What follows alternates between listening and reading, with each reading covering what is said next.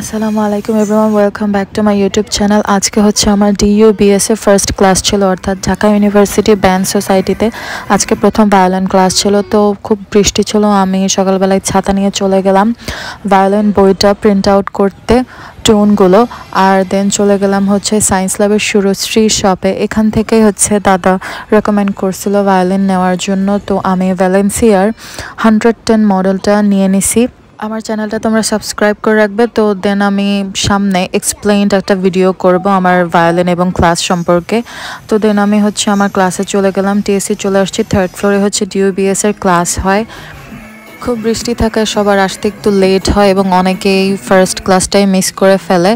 পরে যে কয়জন আসছে আমরা ওরিয়েন্টেশন ক্লাস করে ফেলাম এবং কীভাবে বেহালা ধরতে হয় এবং কিভাবে স্ট্রিং হাত দিতে হয় সব কিছু শিখলাম। সামনে আমি ডিটেইলড ভিডিও করব, so stay tuned with my channel. Good bye.